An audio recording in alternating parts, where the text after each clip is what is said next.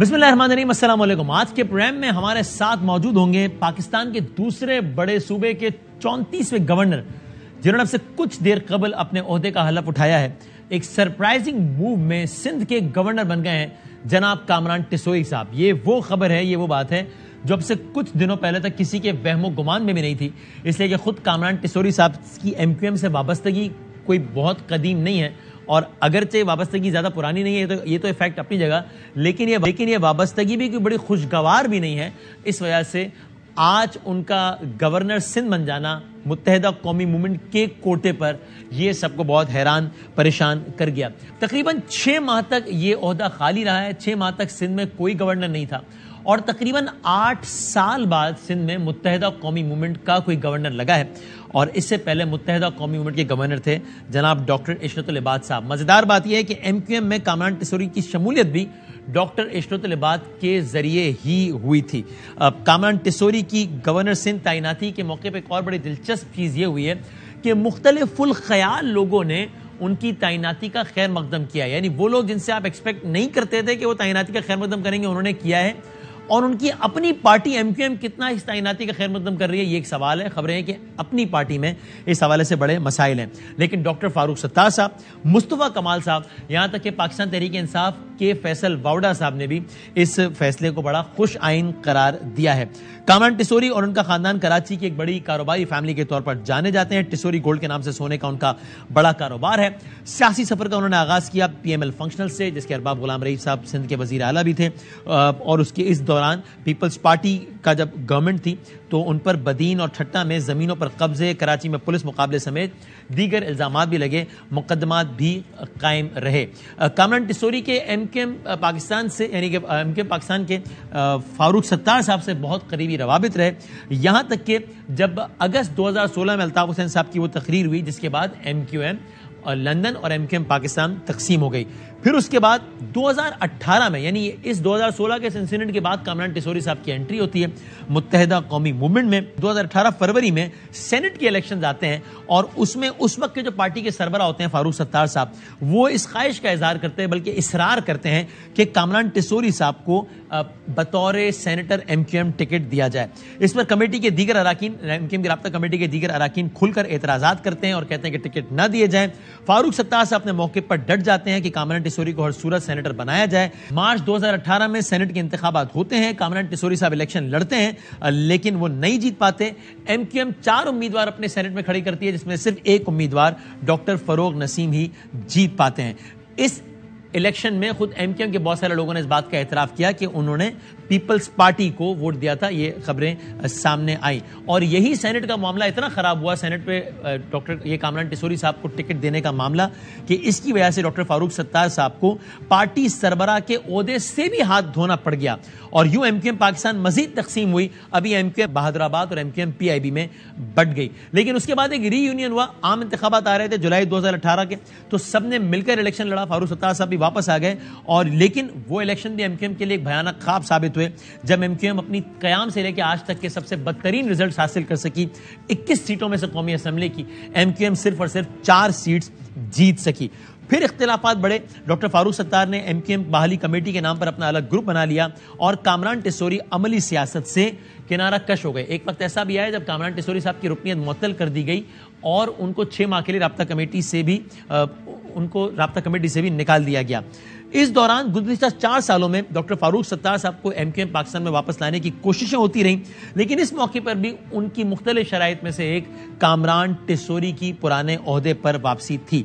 इसी दौरान एमक्यूएम ने पीटीआई से इत्तेहाद खत्म किया, नई हुकूमत बन गई, और उसके बाद हालिया दिनों में इस खबर को सबने हैरानगी के साथ लिया कि कामरान टिसोई साहब, यानी फारूक सत्तार साहब तो अब तक पार्टी से बाहर बैठे, लेकिन कामरान टिसोई साहब एमक्यूएम में वापस आ गए। यहां तक कि देखते ही देखते उनको एमक्यूएम पाकिस्तान का डिप्टी कन्वीनर मुकर्रर कर दिया गया। डिप्टी कन्वीनर यानी ये एमक्यूएम में पार्टी के सरबरा के बाद, यानी कि जो कन्वीनर है खालिद मकबूल सिद्दीकी साहब, उसके बाद ये सबसे बड़ा ओहदा है। एमक्यूएम पाकिस्तान ने सिंध में पीपल्स पार्टी के साथ 26 निकाती मुआहिदा किया था, जिसमें एक ये भी अंडरस्टैंडिंग थी कि गवर्नर सिंध बनेंगे मुत्तहिदा कौमी मूवमेंट के। और उसके बाद एमक्यूएम पाकिस्तान ने कुछ नाम भेजे, उन नामों में एक नसरीन जलील साहिबा, आमिर खान साहब और दीगर नाम थे। एमक्यूएम पाकिस्तान ने ये बताया कि अभी हमारा मामला ऐवान सदर में अटका हुआ है, वहां से नाम सदर पाकिस्तान मंजूर नहीं कर रहे, इसलिए किसी की तैनाती नहीं हो रही बतौर गवर्नर सिंध। और फिर एक इन अ सरप्राइजिंग मूव ये मालूम हुआ कि एमक्यूएम पाकिस्तान ने उसके बाद जो 2 नाम दिए हैं, जिनमें से एक उनके एमएनए एक अब्दुल वसीम साहब और एक कामरान टिसोरी साहब, सदर पाकिस्तान ने कामरान टिसोरी साहब के नाम की मंजूरी दे दी है और अब सिंध के गवर्नर हो गए जनाब कामरान टिसोरी साहब। कामरान टिसोरी साहब, अस्सलाम वालेकुम। वालेकुम अस्सलाम। बहुत बहुत मुबारकबाद आपको, यदि इतना बड़ा ओहदा मिला है, सिंध के गवर्नर आप बन गए हैं, तो आपको बहुत बहुत मुबारक हो। और सर, मासूमाना सवाल ये है कि क्या ये तैनाती आपके लिए भी इतनी ही हैरान कौन है जितनी बहुत सारों के लिए है, या बहुत अरसे से कुछ ना कुछ चल रहा था जो लोगों को नहीं पता था? बहुत शुक्रिया आपकी मुबारकबाद का। वसीम बदामी भाई, आपका मासूमाना सवाल हमेशा ही रहता है, लेकिन मैं इसका जवाब आपको ज़रूर दूंगा कि एमक्यूएम पाकिस्तान में बड़े दिन से इस चीज़ पे मुशावरत चल रही थी। अच्छा। क्योंकि पार्टी ने जब ये एग्रीमेंट साइन हुआ कोलिशन गवर्नमेंट का, हाँ। तो 4 या 5 नाम पार्टी की तरफ से गए हुए थे और पार्टी इसी चीज़ का इंतज़ार कर रही थी कि उनमें से कोई एक नाम पे इत्तेफाक हो जाए। सही है। और उसको बहैसियत गवर्नर सिंध जो है वो नामजद किया जा सके। लेकिन किसी ना किसी वजह से उन नामों के ऊपर कोई पेशरफ नहीं हुई, तो फिर हमारे जो डिप्टी कन्वीनियर्स हैं और कन्वीनियर साहब हैं, उनको पार्टी ने, राब्ता कमेटी ने ये कहा कि आप लोग बैठकर कुछ और 2 या 3 नामों पर मुशावरत कर लें ताकि फिर वो नाम दिए जा सकें। क्योंकि हम ये चाहते थे कि जो एमक्यूएम पाकिस्तान की स्लॉट है और जिस तरह एमक्यूएम पाकिस्तान का गवर्नर आना है, तो उसमें मजीद फिर कोई ताखीर ना हो। तो फिर डिप्टी कन्वीनियर्स ने जो 2 नाम अपनी राब्ता कमेटी को और कन्वीनियर को दिए, उनमें एक अब्दुल वसीम भाई जो हमारे डिप्टी कन्वीनियर हैं, उनका नाम था और दूसरा नाम मेरा था। तो उसके बाद फिर ये नाम भिजवाए गए और उसके बाद सदर ममलिकत ने इन दोनों नामों में से एक नाम की मंजूरी दी। पिछले नाम क्यों मंजूर ना हो सके? नसरीन जलील साहबा का तो खुद एमक्यूएम ने बहुत इसरार के साथ और तकरार के साथ नाम लिया। वो जो एक खत वाली बात आ गई थी कि जनाब वो इंडियन हाई कमिश्नर को एक जमाने उन्होंने खत लिखा था जब एमक्यूएम के लापता अफराद का मामला बड़ा उरूज पे था, वो खत वजह बन गया उनकी मंजूरी ना होने की? देखें, नसरीन बाजी का नाम हमारी पूरी पार्टी की तरफ से दिया गया था और बहुत अच्छा नाम था और पूरी पार्टी चाहती भी थी कि नसरीन बाजी को ही गवर्नर सिंध नामजद किया जा सके। लेकिन आप समझते हैं कि हम कोलेशन में हैं और कोलेशन गवर्नमेंट में रहते हुए हम अपनी आवाज़ एक हद तक ही ला सकते हैं, दे सकते हैं। और आप ये समझ लीजिए कि हमने उस नाम के लिए 4 महीने इंतज़ार भी किया। लेकिन अब लेटेस्ट डेवलपमेंट ये भी थी कि नसरीन बाजी की तबीयत भी अब थोड़ी ठीक नहीं थी, जिसकी वजह से उन्होंने खालिद मकबूल भाई से ख़ुद भी माजरत की और वो नहीं चाहती थी कि वो इस चीज़ के ऊपर अब रहे क्योंकि उनकी तबीयत नासाजी की वजह से। तो जब उनका नाम विड्रॉ हुआ तो फिर उस पर ये पेशरफ्त हुई कि बाकी 2 नामों को दिया जा सके। ओके। अच्छा, और आपने कहा कि ज़ाहिर है इत्तेहादी हुकूमत में तो उस पर अपने मसाइल, तो जिसका मतलब यानी ये कि पीपल्स पार्टी को कुछ अपने, पीपल्स पार्टी की कोई अपनी राय थी नसरीन जलील साहिबा के हवाले से? नहीं, मैं इस पर ये पर्टिकुलरली किसी पार्टी के ऊपर नहीं बात करना चाहता। ज़ाहिर है मखलूत हुकूमत में एक पार्टी तो नहीं है, बाकी भी पार्टीज़ हैं, तो ये कहाँ पर क्या वजूहात थी, किस वजह से था, लेकिन ये सबके सामने था जो भी था। ठीक। अच्छा, लेकिन ये जो आप जब सारा प्रोसेस बता रहे हैं, जब ये सब हुआ कि जब एमक्यूएम की अलहदगी हुई, वो इत्तेफाक से जब ये सारा कुछ हो रहा था, खालिद मकबूल सिद्दीकी साहब का पार्लियामेंट लॉजेस में जो लॉज है जहाँ पर रात गए, आसिफ ज़रदारी साहब आए, बिलावल साहब आए, फजलुर रहमान साहब आए, शहबाज शरीफ साहब आए, सारा फैसला हुआ, दुआ हुई, तो मैं वहीं पे मौजूद था, कवर कर रहा था मैं उसको, खबर वगैरह हमें मिल गई थी कि सब कुछ होने लगा। तो सर उस वक्त तो आप नहीं थे, पार्टी में ही नहीं थे ना आप उस वक्त, तो ये पार्टी में वापसी का सिलसिला किस तरह हुआ? यानी फालियत अगर थे भी तो ऑन पेपर अगर हो भी तो फाल तो नहीं थे, ये किस तरह हुआ? वसीम बदामी भाई, देखें, आप सब कुछ जानते हैं, एमक्यूएम का पिछले 2016 और 22 अगस्त के बाद जो भी सिलसिला रहा है, डॉक्टर फारूक सत्तार भाई थे कन्वीनियर, उसके बाद कुछ आपस की मिसअंडरस्टैंडिंग, नाइत्तेफाकी की वजह से पार्टी में फिर कन्वीनियरशिप खालिद मकबूल भाई के पास आ गई और खालिद मकबूल भाई ने इसको फिर आगे चलाया और उसके बाद ये इलेक्शंस और मखलूत हुकूमत पीटीआई के बाद फिर हम एक और हुकूमत में शामिल हो गए। लेकिन ये बात भी आप देखिएगा कि पार्टी ने जो मेरी मेंबरशिप थी उसको सिर्फ मुअत्तल किया हुआ था और मैं पार्टी के अंदर ही मौजूद था ना मैं किसी पार्टी में गया, ना मैंने कोई पार्टी को ज्वाइन किया। तो मैं ये समझता हूँ कि जब खालिद मकबूल भाई ने सब लोगों को जो कि दूसरी पार्टीज़ में चले गए थे उनको भी दावत दी और मुझे भी उन्होंने दावत दी, तो जब मैं उनके साथ बैठा हूँ तो इस वक्त देखें, मैं आपको बताऊं कि इस वक्त जो पूरे मुल्क की सूरत हाल है वो भी आपके सामने, पॉलिटिकल पार्टीज़ की जो हालात हैं वो भी सबके सामने हैं। तो मैं समझता हूं कि खालिद मकबूल भाई ने एक बड़ा दूरअंदेश फैसला किया कि जो नाराज़ भी हैं उनको भी बुलाया और इवन डॉक्टर फारूक सत्तार भाई को भी उन्होंने मुझसे पहले ये पेशकश की कि वो भी आए और बाकी और लोग भी जो पार्टियों में घर बैठ गए हैं या दूसरी पार्टीज़ में चले गए। तो मैं ये समझता हूं कि अगर खालिद मकबूल भाई और हमारी राब्ता कमेटी का ये फैसला था कि सबको जोड़ा जाए और सबको आगे लेकर चला जाए, तो मैं समझता हूं उसी वजह का ये सिलसिला बना कि मैंने भी पार्टी के साथ दोबारा से ताल्लुक़ को जोड़ लिया और उसके बाद फिर हमारा यही तय हुआ है कि हमने सब एक दूसरों को साथ लेकर चलना है और मूव फॉरवर्ड वाली बात है, कोई पिछली बातों को नहीं सोचना, क्योंकि उससे हमें काफ़ी नुकसान हुआ है। आपके सामने है कि जो कराची के इस वक्त हालात हैं, पहले एक हम सिंगल पार्टी थे इस शहर में, उसके बाद आज मल्टीपल पार्टीज़ जो है वो इस शहर के अंदर अपना हक जता रही हैं, हक मांग रही हैं और जो कुछ हालात इस वक्त सियासी तौर पे हैं, तो मैं समझता हूँ उस वक्त आज की तारीख में डॉक्टर खालिद मकबूल सिद्दीकी भाई का ये जो फैसला है कि तमाम लोगों को जोड़ा जाए और एक मजबूत MQM पाकिस्तान का रिवाइवल हो और मजबूत MQM पाकिस्तान आपको आइंदा आने वाले चंद रोज में नजर भी आई। सो आप कह रहे हैं आपकी वापसी इस तरीके से कि खालिद मकबूल सिद्दीकी साहब ने कुछ और लोगों से भी रब्ता किया जो नाराज थे और आपसे भी रब्ता किया और तो फिर आपने भी लब्बैक का वापस आ गए और फिर इस तरह वापस आए कि कहाँ तो रुकनियत मुअत्तल थी और कहाँ न सिर्फ पार्टी वापस आए बल्कि सीधा डिप्टी कन्वीनर। अल्लाह नजर बद से बचाए। देखें, नहीं, ऐसा नहीं है वसीम भाई, इसको आप बिल्कुल इस स्पिरिट में देखें कि मुझे डिप्टी कन्वीनर ही मुअत्तल किया गया था। तो मैं ये समझता हूँ कि मेरी जो बहाली है वो जाहिर है जहाँ से आदमी मुअत्तल होता है वहीं से बहाल किया जाता है, तो मेरी बहाली की गई है। तो मैं समझता हूँ ये कोई ऐसी बात नहीं थी जिसके ऊपर हम अच्छा, और फिर डिप्टी कन्वीनर से भी सीधा फिर गवर्नर, अगेन मैं फिर कहूँगा अल्लाह नजर बद से बचाए, लेकिन ये तो मतलब ये इतना एतमाद, हालांकि ज़ाहिर है और भी बहुत सारे साथी जिनका सफ़र बहुत पुराना है MQM से, तो वो आपको सीधा गवर्नर के नाम से उन्होंने कर दिया। नहीं, मैंने आपने पहले भी मैंने इस बात की वजाहत की है। अगर आप दोबारा चाहते हैं अपने मासूमाना सवाल को मजीद मासूमाना करने, तो मैं फिर दोबारा आपको वजाहत। क्या आप कह रहे हैं कि बहुत सारे नाम थे, वो 5 नाम और उसके बाद जो है वो 2 नाम और नहीं, मैं इससे आगे की बात आपको बताता हूँ कि MQM पाकिस्तान के लिए ओहदों का देना और ओहदों की जो मुशावरत करके लोगों को गवर्नरशिप देना या मेयरशिप देना या फेडरल मिनिस्ट्रीज देना, तो MQM के अंदर ये कोई बड़ी चीज़ नहीं है कि आप किसी को भी, हमेशा MQM ने नए लोगों को ही आगे लेकर आई है और इसी तरह से सिलसिला चलता रहता है। तो आपसे गवर्नरशिप की सबसे पहले बात किसने की? खालिद मकबूल सिद्दीकी साहब ने, किसने आपसे सबसे पहले बात की गवर्नरशिप की कि जी हम चाहते हैं आप हमारे गवर्नर की उम्मीदवार? नहीं, गवर्नरशिप की ऐसे हमारी पार्टी में तो ऐसा कोई सिलसिला है नहीं कि किसी से बातचीत की जाती हो। मैंने जैसे आपको बताया कि एक राब्ता कमेटी में से बात आई थी कि जो हमारे मामलात हैं, जो कोलिशन गवर्नमेंट के साथ हमारा एग्रीमेंट है, उसमें पहला जो हमारा काम रुका हुआ है जिसकी वजह से हम किसी भी चीज़ को आगे नहीं लेके जा पा रहे हैं, वो है 140A का जो हमारा इनके साथ पीपल्स पार्टी के साथ मामला रुका हुआ है। अच्छा, अब उसके बाद जो हमारी बाकी चीज़ें हैं कि जो अगर 140A वाला और डिलिमिटेशन वाला मामला हमारा हल हो जाता है तो जो एग्रीमेंट है उस पर इम्प्लीमेंट होना है। अच्छा, अब उस इम्प्लीमेंटेशन के बाद एडमिनिस्ट्रेटर हैं, DMCs के एडमिनिस्ट्रेटर्स हैं या हमारी शमूलियतें हैं, ये सारी चीज़ें भी पेंडिंग हैं।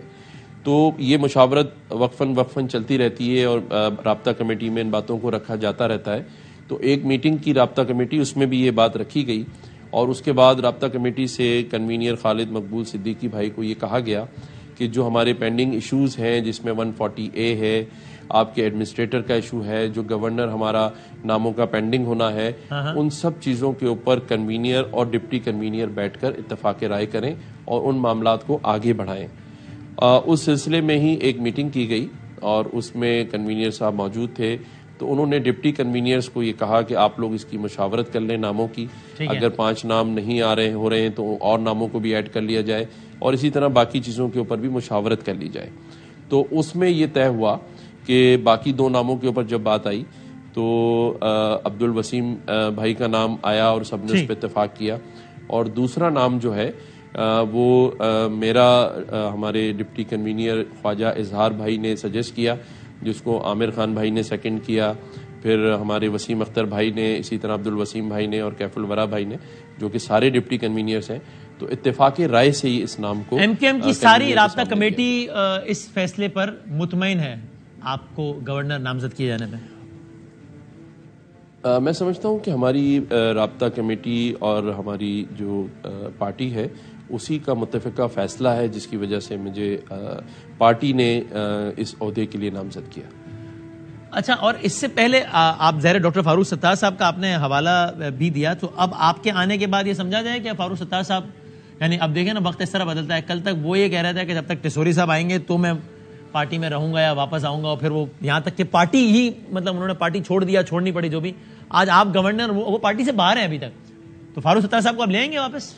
फारूक भाई नहीं, फारूक भाई कभी एमक्यूएम राब्ता कमेटी या पार्टी के दिल से बाहर नहीं रहे। अमलन तो बाहर ही है ना, और हमेशा सबने नहीं, आपकी बात को मैं ऐसे ले लूं कि पार्टी ने हमेशा फारूक भाई को ये ऑफर की है, और मुझे इस बात का इल्म है कि जब फारूक भाई ताले पे इलेक्शन लड़ने जा रहे थे तो पूरी पार्टी ही बशमूल खालिद मकबूल सिद्दीकी भाई ने फारूक भाई से बहुत कहा कि आप ताले पे इलेक्शन ना लड़ें, बल्कि हम मिलकर एमक्यूएम पाकिस्तान को और पतंग के निशान को वोट करवाते हैं। लेकिन फारूक भाई की भी कुछ बातें ऐसी थीं जो मैं समझता हूँ कि वो बैठकर करने वाली थी, लेकिन मशावरत का सिलसिला डॉक्टर फारूक भाई से जारी है, और पूरी पार्टी की, राब्ता कमेटी की और खालिद मकबूल भाई की ये दिली और देरीना ख्वाहिश है कि फारूक भाई भी हमारे साथ काम करें, और अनकरीब इंशाअल्लाह ताला आपको नज़र आएगा कि डॉक्टर फारूक सत्तार भाई भी एमक्यूएम पाकिस्तान के साथ और उसका हिस्सा होंगे।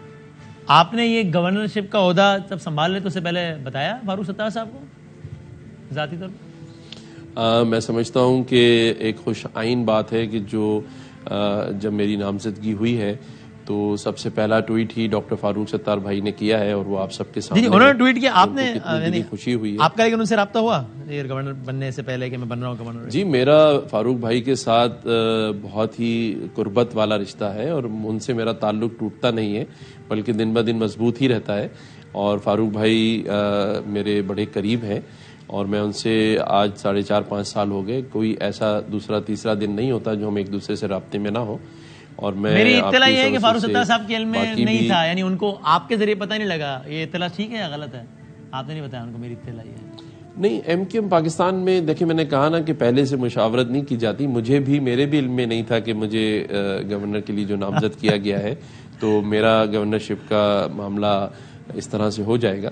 अगर मुझे पहले पता होता तो मैं भी फारूक भाई को पहले बता देता। मैं आपको जब भी पता लगा उसके बाद भी वो मेरी इत्तला है कि आपने, उनके इल्म में नहीं है। लेकिन अब आगे गोइंग फॉरवर्ड मुझे एक, अब क्या करना है इस यानी क्या लाहे अमल है? एक छोटे से ब्रेक की इजाजत दें कामरान टिसोरी साहब, उसके बाद गोइंग फॉरवर्ड की बात करते हैं छोटे से ब्रेक के बाद।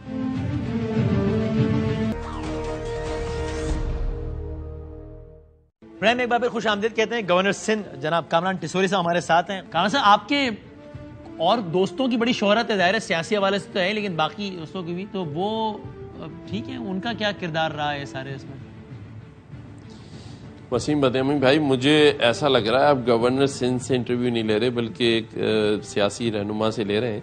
मुझे सबसे पहले आप ये मौका तो दें कि मैं बहैसियत, नहीं, आपकी बात को मैं आगे करूं। मैं बहैसियत गवर्नर सिंध सबसे पहले अपने पार्टी का शुक्रिया अदा कर सकूं जिन्होंने मुझे नॉमिनेट किया, और प्रेसिडेंट ऑफ पाकिस्तान का जिन्होंने नोटिफाई किया, और बाकी जो हमारी कोलिशन गवर्नमेंट है, पीपल्स पार्टी, JUIF, मुस्लिम लीग नून, उन सब का भी मैं आपके इस चैनल से और आपके तवज्जुह से शुक्रिया अदा करना चाहता हूँ। और ख़ास तौर पे हमारे कारकुनान का, पार्टी के कारकुनान का, राब्ता कमेटी का, जिन्होंने इस मनसब के लिए मेरे नाम को रिकमेंड किया। और आज अल्लाह ताला ने, बल्कि मैं ये आपसे शेयर करता चलूं, बल्कि मेरी आपसे बात भी हुई थी इस बात पे कि 12 रबी अव्वल वाले दिन अल्लाह ताला ने इस मनसब के लिए नामजद किया। बिल्कुल। तो देखिए, अब मैं वफाक का नुमाइंदा भी हूँ, और मैं ये चाहूँगा कि वफाक और सूबे के दरमियान एक हमानगी को लेके चलूँ, और जो कोलिशन पार्टनर्स हैं उनके दरमियान भी, और हमारी जो मसाइल हैं, ख़ास तौर पे जो आपके पास इस वक्त सैलाब का बड़ा इशू है इंटीरियर सिंध के अंदर, और उसके बाद जो कराची की हालिया बारिशों में जो कराची के मसाइल नज़र आ रहे हैं, उसके लिए सिंध गवर्नमेंट से, चीफ मिनिस्टर साहब से हमारी पार्टी और उनके दरमियान एक राब्ते की शक्ल इख्तियार करें। हमें आगे चल के काम करना है। मैं ये समझता हूँ कि जो बातें आप कर रहे हैं उसका वक्त शायद पाकिस्तान में अब गुजर चुका है। लोग हमारी इन बातों को सुनकर नहीं खुश होंगे। मैं समझता हूँ वसीम भाई, आपको भी अब एक आगे आके किरदार अदा करना होगा कि हम लोगों को क्या डिलीवर करने जा रहे हैं आगे, और लोग हमसे क्या एक्सपेक्ट कर रहे हैं। आप कम से कम क्योंकि अब लोगों को इन बातों में शायद मैं समझता हूँ इंटरेस्ट नहीं रहा। आप तरदीदी करते हैं कि भाई नहीं, मैं समझता हूँ कि ये तो मासूमाना बातें मैं वसीम भाई से पिछले 4-5 साल से सुन रहा हूँ आपसे। माशाल्लाह आप मासूमाना बातें करते हैं और मुझे बड़ा मजा भी आता है आपके साथ बात करके। देखें, ये सब चीज़ें इस मुल्क में चलती हैं। हम सियासी लोग हैं, सियासी वाबस्तगियों से और सियासी जो माहौल है उसके साथ चलने वाले हैं। बाकी हमारा, आपको पता है, आपसे हमारी अच्छी सलाम दुआ है। जब आप हमारे दोस्त हैं तो फिर सभी दोस्त हैं हमारे।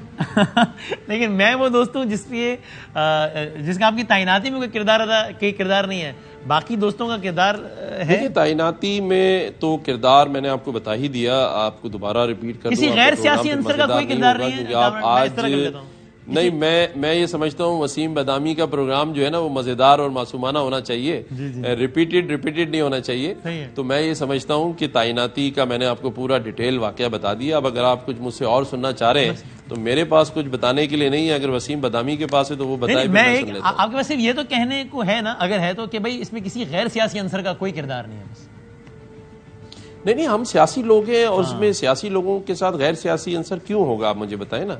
मतलब एक सियासी जमात का इतने दिन से एक गवर्नर नामजद नहीं हो रहा था, उस पर कभी किसी ने बात नहीं की। किसी ने नहीं कहा कि किसने रोका हुआ है इस पर, कभी आपने कोई प्रोग्राम नहीं किया। लेकिन अगर 4 महीने के बाद और 22 अगस्त के बाद MQM पाकिस्तान को एक खुशी मिली है, और वो खुशी इसलिए मिली है कि वो अपने कारकुनों के लिए, अपनी जमात के लिए 140A के ऊपर बड़ी पेशरफ्त है। मैं आपके प्रोग्राम के थ्रू ब्रेकिंग न्यूज़ भी देना चाहता हूँ कि आइंदा शायद 1 या 2 रोज़ के अंदर हम इस पर इत्तेफाक करके पीपल्स पार्टी की गवर्नमेंट के साथ आगे बढ़ेंगे। इसी तरह से हमारे जो लापता साथी हैं उसके ऊपर मैं ज़रूर बात करना चाहूँगा। उसके ऊपर हमारा बड़ा पहले दिन से ये दीरीना मुतालबा है कि हमारे साथी बाजियाब हों। MQM पाकिस्तान जो है वो अपनी सियासी एक्टिविटीज़ को शुरू करे और मज़ीद मजबूत हो और आगे बढ़े। तो मैं समझता हूँ कि हमें मूव फॉरवर्ड वाली बात करनी चाहिए। ये चूंकि और चुनाचे में मैं समझता हूँ कि ना ही पढ़े, आगे बढ़ें और सारे लोगों को आप जब गवर्नर नामजद नहीं आते हैं ना, उस वक्त हमने बात की थी, फैसल सब्ज़वारी साहब से भी इस पे बात हुई, वसी और बहुत से लोगों से बात हुई थी। अच्छा, यानी इस हवाले से मजीद बात हुई आप लोगों की, MQM के दफातर खुलें, लोग लापता अफराद बाजियाब हों, ये बातचीत किसी, चूंकि जब लास्ट टाइम आप पार्टी में फाल हुए तो कहा गया था कि जनाब देखें 7 बंद दफातर जो है कामरान डिसोरी साहब ने खुलवा दी अपने ताल्लुकात इस्तेमाल करते हुए सारा कुछ। उसके बाद से आज तक 8वां नहीं खुला। अब वो 8वां, 9वां, 10वां, 11वां, 12वां हो जाएगा सारा कुछ। वसीम भाई, ताल्लुकात किसी के नहीं होते, ताल्लुकात पार्टी के होते हैं। जिस तरह हम एक अच्छा वकील अपॉइंट करते हैं अदालत में केस लड़ने के लिए, इसी तरह जब कोई सियासी पार्टी में कोई शख्स ऐसा होता है जो अपनी पार्टी के नैरेटिव को अच्छे तरीके से बयान कर सकता है और उसी स्पिरिट में उसके लिए कोशिश करता है, तो मैं भी एक कारकुन की हैसियत से पिछली बार भी कोशिश करता रहा हूं और इस बार भी जो मेरे कन्वीनियर हैं, सरबराह हैं डॉक्टर खालिद मकबूल सिद्दीकी भाई और मेरी राब्ता कमेटी ने जो मुझ पर एतमाद किया, मैं उसी हवाले से ये कहूँगा कि ये तो हमारा पहला मुतालबा है, हमारा कोलिशन गवर्नमेंट से एग्रीमेंट है, ये कोई नई बात तो नहीं है। जब वजीर दाखिला हैदराबाद आए थे तो उनके सामने भी हमने यही सब रखा था कि हमारा जो लापता साथियों का मुतालबा है उसको पूरा किया जाए।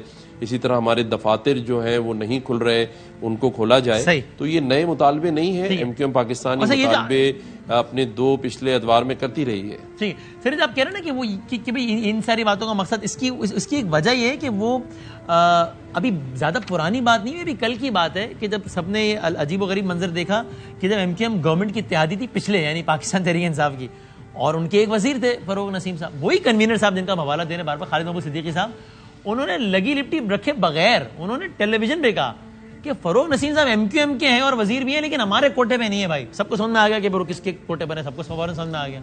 तो इसलिए सवाल ध्यान में आया कि ये तो नहीं कि भाई वो कहें जनाब है कमेंट से एमक्यूएम के हैं, लेकिन अभी ये बस डायरेक्ट डालेंगे इनकी, भाई अब क्या करें, ठीक है डायरेक्ट डालेंगे तो है। फरूक नसीम नहीं, मैं आज आपको बताऊं, अब मैं एमक्यूएम का ज़ाहिर हिस्सा इस वक्त नहीं हूं क्योंकि मैं वफाक का नुमाइंदा हूं, लेकिन मैं एमक्यूएम का नामजद गवर्नर हूं। दूसरी बात है, फ़ारूक भाई जो हैं वो हम सब के भाई हैं और वो उनकी जो खिदमात पाकिस्तान के लिए हैं और जो जिस पाए के वो वकील हैं, मैं समझता हूं कि फ़ारूक भाई जो हैं वो ऑलवेज हमेशा एवरग्रीन फ़ारूक भाई हैं। ठीक है। सो आपके गवर्नर से बनने के बाद एमक्यूएम के बाकी धड़ों का इत्तेहाद का इम्कान बढ़ गया, जिसमें फारूक सत्तार साहब भी हो, मुस्तफा कमाल साहब भी हो, बाकी सब हो?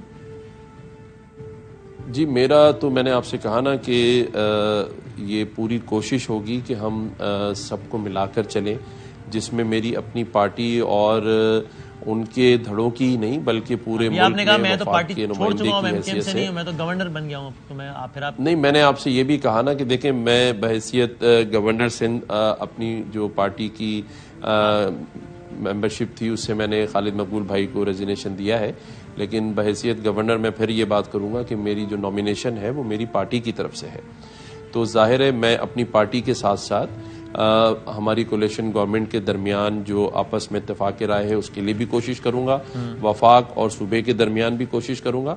और वसीम भाई, आपको इंशाल्लाह ताला मायूसी नहीं होगी। एमक्यूएम पाकिस्तान अब जो है रिवाइवल की तरफ जा रही है, तो आप पूरी कोशिश कर लें, लेकिन मैं आपको जो है ना वो ये यकीन दिलाता रहूंगा कि आगे चीजें अच्छी होंगी। मुस्तफा कमाल एमक्यूएम पाकिस्तान का हिस्सा बन सकते हैं? देखिए, मुस्तफा भाई ने आपकी ख्वाहिश है कि बने? आपकी ख्वाहिश है कि बने?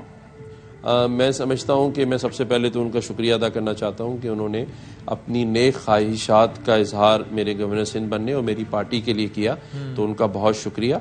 और मैं ये भी बताता चलूं कि एमक्यूएम पाकिस्तान में हर एक के लिए दरवाजे खुले हैं, जो भी आना चाहेगा हम उसको वही इज्जत और वही मान देंगे।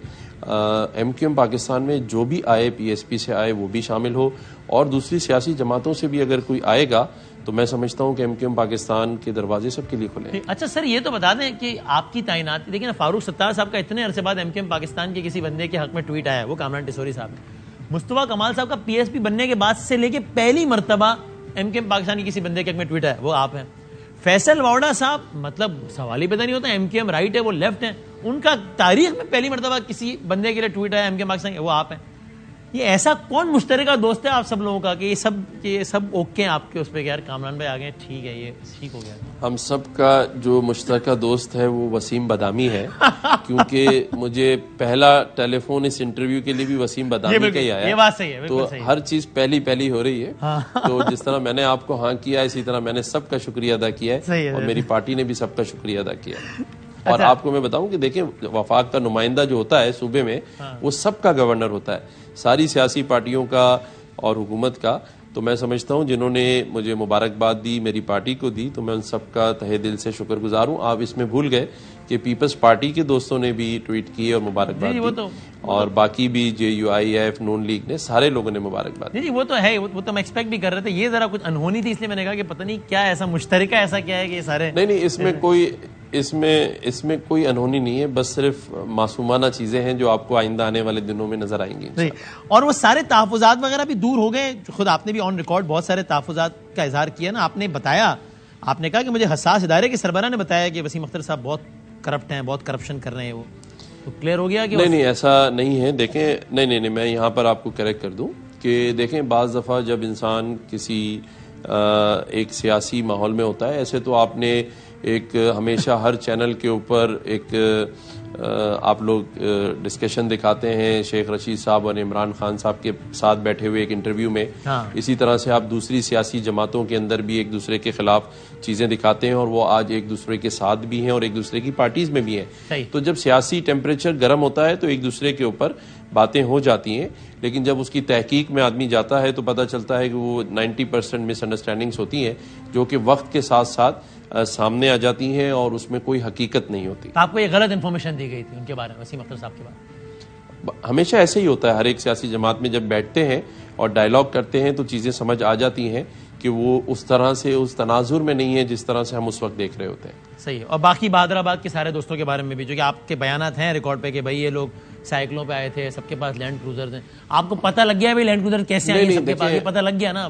कोई टेंशन तो नहीं है इस बारे में? नहीं, मैं आपको वाजे कर दूं कि जब हम एक डिफरेंट डायरेक्शंस में खड़े थे तो हम एक दूसरे के खिलाफ जरूर बातें कर रहे थे, लेकिन अब उन सब बातों का वक्त गुजर गया है और मैं समझता हूं कि वसीम बदामी को भी आगे बढ़ना पड़ेगा इस शहर के लिए। आप भी इस शहर के फर्जंद हैं और मैं समझता हूं कि आपका किरदार भी आगे इन बढ़ने सारी लगे चीजों को जब वसीम बदामी मैं आगे समझता हूं आपको भी इन इकाइयों को जोड़ने में पॉजिटिव रोल प्ले करना पड़ेगा, क्योंकि अब मसला किसी सियासी जमात का नहीं है बल्कि इस शहर को बचाने का है, इस सूबे को बचाने का है, इस मुल्क को बचाने का है। तो मैं समझता हूं कि इन सारी पुरानी बातों को आप भी ना दोहराएं ना हम दोहराएं। अच्छा। और हम आगे बढ़ें, और जब हम आगे बढ़ेंगे और लोगों के मसाइल हल करते हुए नजर आएंगे तो फिर हमें बड़ा मजा आएगा कि हमारा मुल्क तरक्की कर रहा है, हमारा सूबा और हमारा शहर तरक्की कर रहा है। बस ठीक है। तो आखिरी बात मैंने इस बारे में आखिरी बात दी कि जब वसीम बदामी आगे बढ़ रहे हैं और उनको लोग कहें कि भाई पूछ लें गवर्नर साहब से कि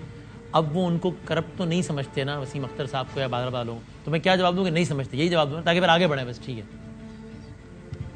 देखिए, मैं तो कोई नहीं होता ना किसी की जात के लिए फैसला करने वाला कि क्या है, लेकिन मैं ये समझता हूँ कि मैं जिस पार्टी में हूँ उस पार्टी के लोगों के साथ हूँ और हमारी बहुत अच्छी इस वक्त एक रिलेशनशिप है।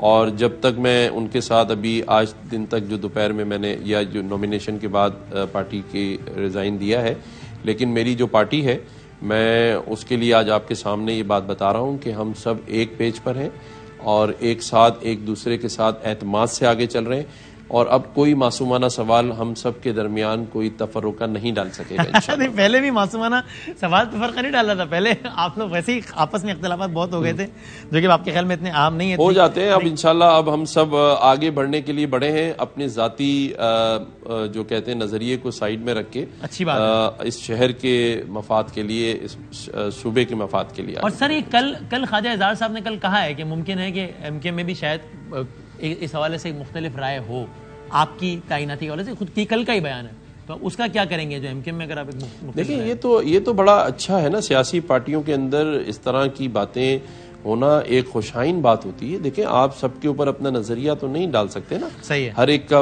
एक आपके यहाँ आपके चैनल पे भी मुख्तलिफ प्रोग्राम्स होते हैं, हर एक की राय वसीम बदामी के साथ तो नहीं मिलती ना।